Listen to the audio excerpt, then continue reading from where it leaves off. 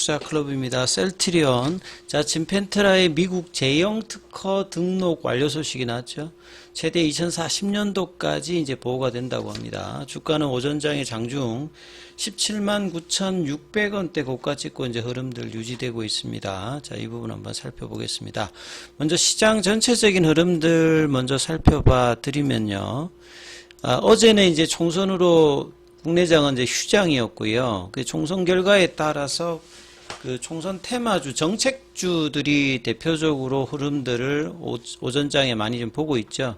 새벽에 마감된 뉴욕 증시 같은 경우에는 이 3월달 CPI 관련되는 부분들이 이제 나오면서 생각보다 이제 물가 관련되는 부분의 어떤 부담들이 이제 최근에 이제 유가 관련되는 부분들도 올라갔고 서비스 물가 쪽에 해당되는 뭐 의료 서비스라든지 교육, 뭐 자동차 보험료 이런 부분들이 올라가면서 이 코어 CPI 관련되는 부분들도 부담이 되면서 이 금리 인하 관련된 어떤 기대감이 6월 달은 이제 거의 지금 동결 분위기고요. 9월 달 금리 인하 쪽으로 좀 후퇴를 하면서 다우 지수가 이제 422포인트 1% 급락했고요. 나스닥도 0.84%, 필라델피아 반도체 지수도 1.65% 하락을 했습니다. 자, 이런 어떤 이제 흐름 속에서 달러가 강세가 되니까 당연히 이제 원달러 한 줄 자체는 올라가겠죠. 그래서 8원 80전 정도가 올라가면서 이런 상태에서는 이제 외국인들이 선물하고 코스닥에서는 계속 매도를 하고 있고요.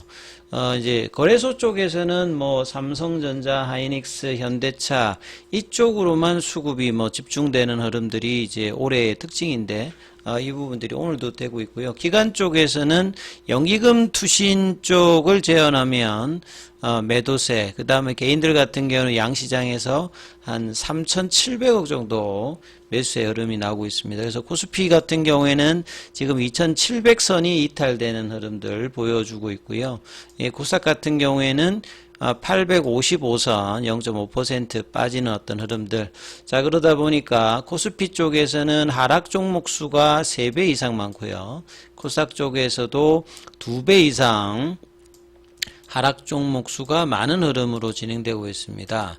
자, 지수 흐름들 보시게 되면 코스피는 이제 갭다운 양봉을 볼린저 밴드 하단 부분에서 보여주면서 2700선 부근에서 등락을 하는 흐름들 보이고 있고요. 코스닥 같은 경우에는 이제 볼린저 밴드 하단을 타고 내려가면서 장중에 850선도 살짝 이탈된 흐름에서 흐름이 나오고 있는 모습이다. 이렇게 보시면 될 것 같습니다.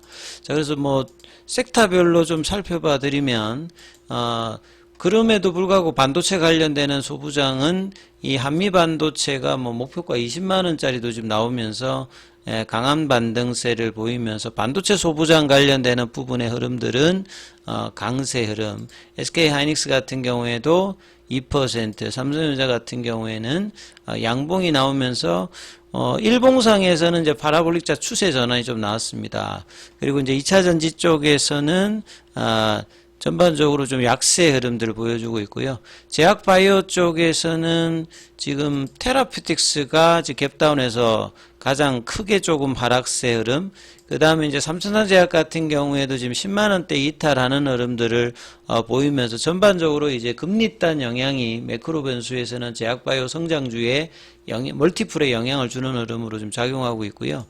셀트리온 같은 경우에는 갭다운 양봉 흐름으로 볼린저 밴드 하단 부근 이제 3개월 가까이 박스권에서 못 벗어나면서 박스권 하단 부근에서 지금 움직임이 나타나고 있죠. 자, 분봉상에서는 아침에 이제 갭다운해서 17만 7,500원, 이 장중에 18만원을 넘어가지 못하는 흐름들을 보여주고 있는데요. 지금 이제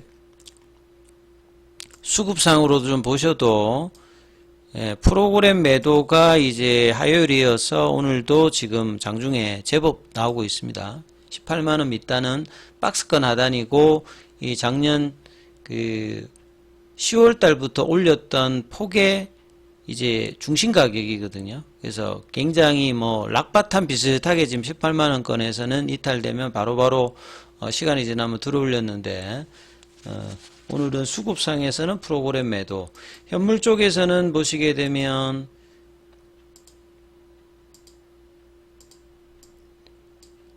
JP모간 쪽에서 이제 매도세 흐름들이 좀 나오고 CT 쪽에서는 매수를 좀 해주는 모습이죠. 자, 그래서 이 PBM 이제 등재 관련되는 부분에 대상은 안 나왔습니다만 요 월요일 날 PBM 관련되는 등재 관련되는 기사가 나오면서 볼린저 밴드 하단에서 바로 이제 재료를 반영하면서 상단까지 올렸다가 다시 이제 하단으로 가는 나름 박스권에서도 이런 변동성을 좀 보일 정도의 이 호재를 밑단으로 내려버리니까 상당히 좀 아쉬운 흐름들이 계속 일단 나오고 있다 이렇게 봐야 되겠죠. 셀트리온 제약 같은 경우에는 지금 10만원권 밑단에서 오늘도 갭다운해서 프로그램은 뭐 소폭 매수입니다만 큰 거래가 지금 형성되고 있지 못하다 이렇게 좀 봐야 되겠죠. 자, 그래서 기사 관련되는 부분은 진펜트라가 이제 올해 내년 가장 중요한 부분이고 작년 10월 달에 이제 FDA 허가를 받으면서 서준희 회장은 이제 진펜트라의 FDA 허가를 시장이 너무 가소평가한다 하고 있는데 그 뒤로 이제 합병 관련되는 모멘텀으로 올해 1월 달에 24만원대까지 올라가면서 이 바닥 탈출의 어떤 모습을 차트상으로 만들었습니다만 이 3월 달에 진펜트라 출시 관련되는 모멘텀도 크게 나오지 않고 있고 2분기에 이제 PBM 등재 관련되는 기대감이 있었습니다만 이 부분도 단기적으로 흐름만 나오고 있고 강한 흐름을 못 보고 있는 부분들.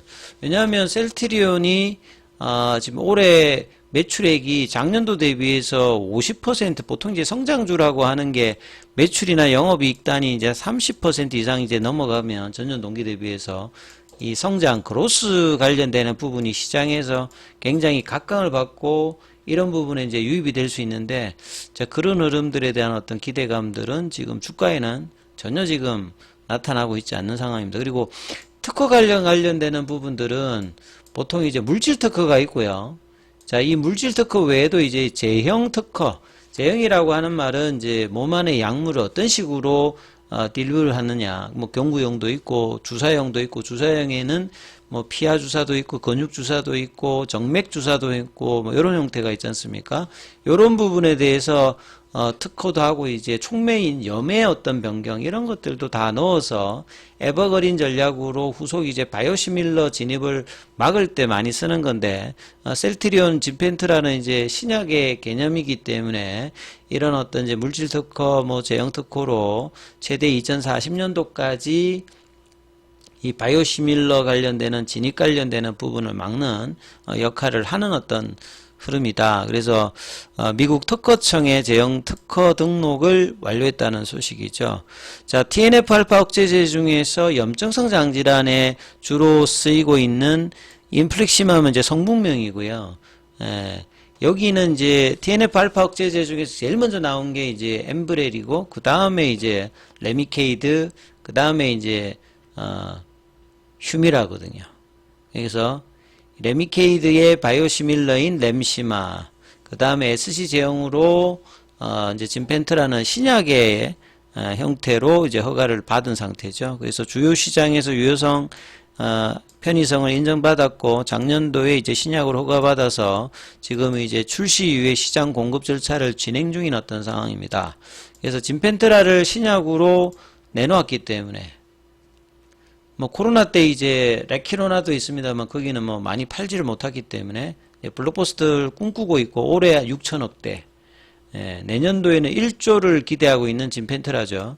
그래서 SG형 인플럭시만 바이오시밀러의 시장 진입을 방지하는 에버글린 전략을 하는 거고요. 2038년도까지 특허 관련해서 독점적 권리를 확보한 상태에서 이 제형까지 이제 하면 이제 이게 연장이 되는 거죠. 2040년도까지 특허 전략을 통해서 미국 내 확고한 어떤 포지션을 구축하는 형태. TNF-알파 억제제의 전체 규모가 62조고 이 중에서 이제 진펜트라나 그 램시마가 이제 중심으로 하는 어떤 부분들이 IBD 염증성 장질환 관련되는 부분이 한 12조거든요. 여기에서 10% 정도 목표로 하니까 이제 블록버스터 형태가 이제 가능한 어떤 수준이다 이렇게 보셔야 되겠습니다. 자, 그리고 이제 뭐 주말에 나왔던 것에서 진펜트라 올해 이제 셀트리온이 작년보다 1조 원, 그럼 뭐 매출만 58%거든요.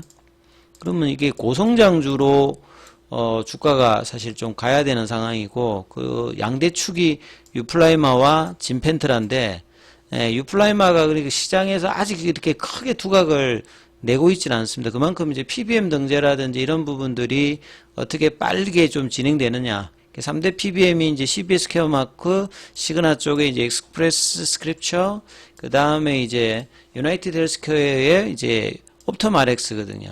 여기가 거의 한 80% 정도고, 그래서 진펜트라는 여기 메이저 중에서 한 곳에 지금 이제 포뮬러리 관련되는 부분, 등재 관련되는 부분의 어떤 이야기들이 나왔고, 이제 기타 이제 뭐 중소까지 합치면 한 40% 정도 이 등재 관련되는 부분 했기 때문에 유플라이마보다는 훨씬 좀 빠르게 좀 진행하고 있습니다만, 시장에서는 이제 이 부분들이 크게 지금 주가에 영향을 주고 있지는 않습니다.